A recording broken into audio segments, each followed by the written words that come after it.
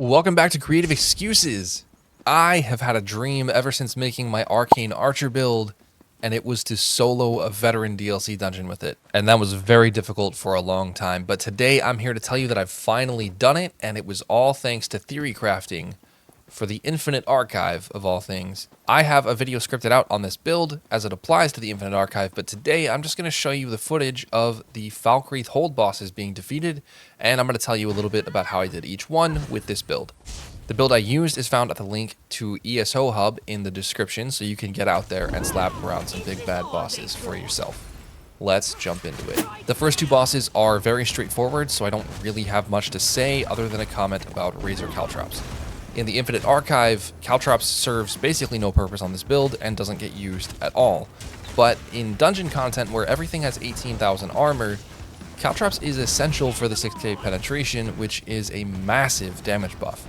On the first boss, I just used my archive setup with an infused bow with a hardening enchant and swapped out Resolving Vigor for crystal frags for a little bit extra damage, and it was just a slow fight.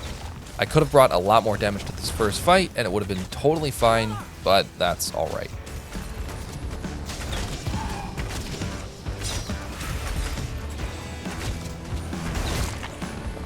On my mark!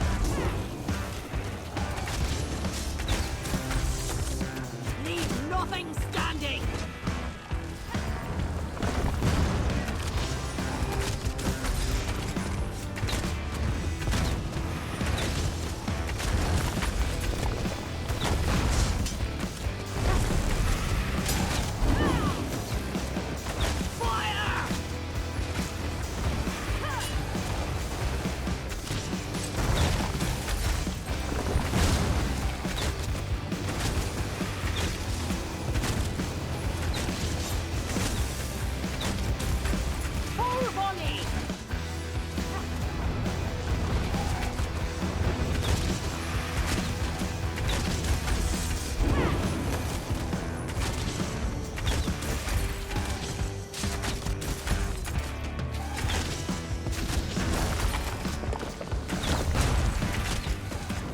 The second boss is as straightforward as the first, but I swapped in Caltrops this time as I realized my mistake and my damage was much better this time around.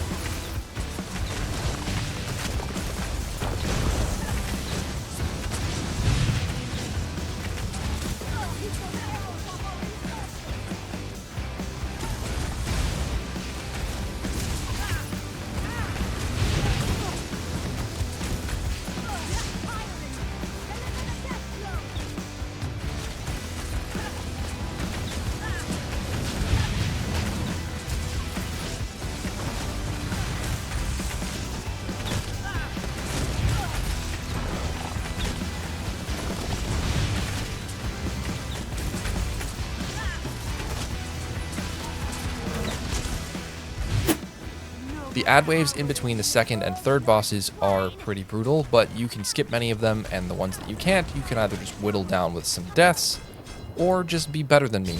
The third boss can be tricky if you don't know the mechanics, as there are a few decent one-shots, even through block, because we're not a full tank. For this fight, focus the archer first, but watch out for the meleeer's heavy attack because it is a one-shot.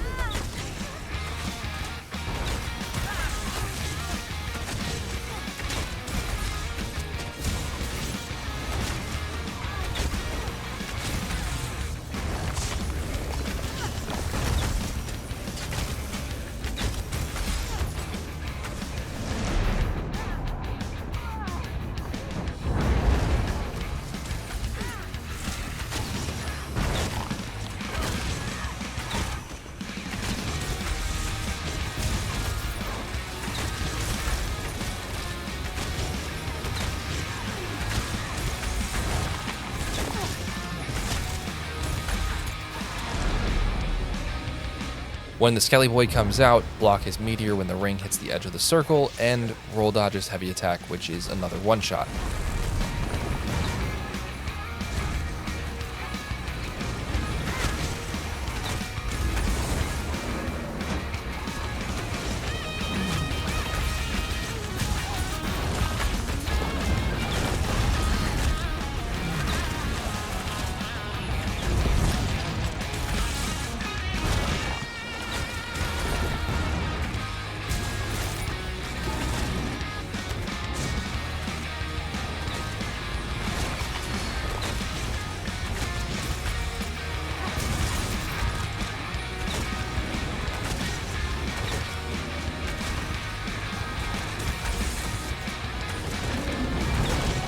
After defeating the Skelly Boy once, the 3 Dreadhorns respawn, and you're going to want to focus them in the same pattern. Save your ultimate for these, not for the skeleton, watch for heavy attacks, and interrupt the archer if you see him doing something fancy. Kill the Skeleton Boy again, and the fight is over.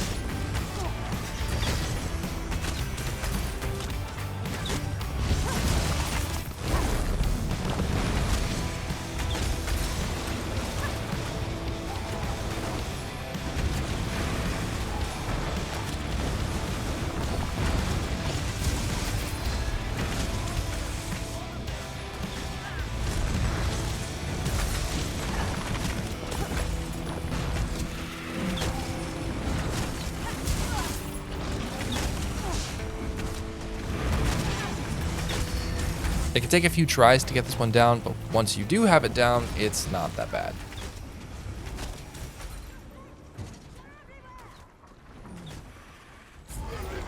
And now, the Hell Boss.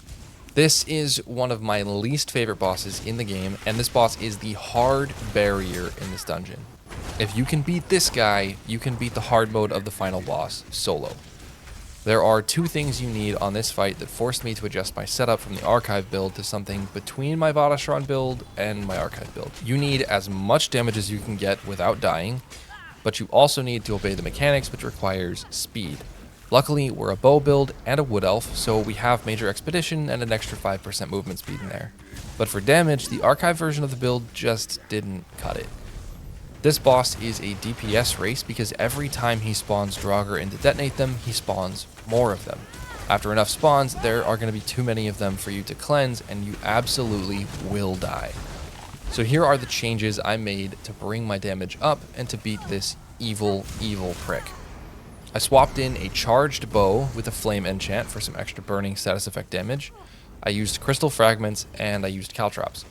This is actually the same setup that I used on the previous boss, just with a bow swap, but I swapped it in because I tried a bunch of setups, like probably 5 or 6 of them. This turned out to have just the right amount of damage, healing, and sustain to get me through it, but it still took me a few tries. The 2 biggest things to manage in this fight once your setup is solid is when to attack the boss, and when to cleanse the corpses. In between cleanses, the boss will do a mixture of heavy attacks, but somewhere in there, he's going to spawn in a bunch of Draugr that will die on their own. When they die, they leave a corpse that he will use to murder your face with his uninterruptible channeled attack. The way to deal with this mechanic is to watch the Draugr's health bars because the boss will do his murder channel almost immediately after the Draugrs all die, so you can use their health bar as a timer. When their health bar drops to about 90%, run to a corner and pick up the urn buff. Then sprint around, cleanse all but 1 or 2 corpses, and then as soon as you've done that, burst the boss as hard as you possibly can. Save your ultimate for right then, drop your Atronach in the middle of the room on the boss and on the ads to clear some of them out, and make sure your caltrops are up. Then spam as much as possible while dodging the heavy attacks. These burst windows are incredibly important and are the key to getting enough damage off to beat this fight solo.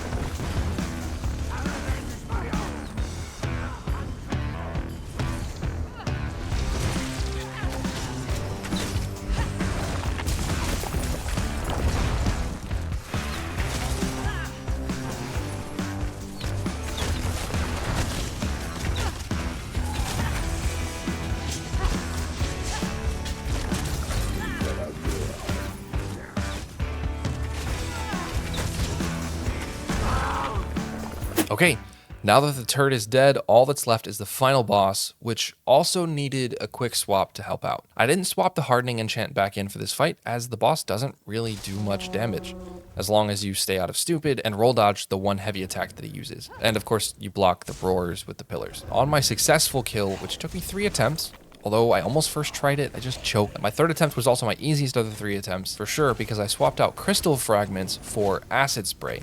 I found that I just didn't have the AoE damage to kill most of the ads, so they really stacked up by the end of the fight the first time around, and the second time around.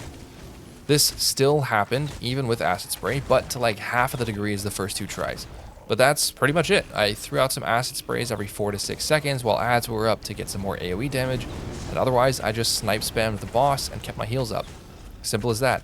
I still used the charged bow, but I would have been even tankier if I had used the infused hardening enchant during this fight. It just would have been a very, very slow fight, and a little overkill on the tankiness.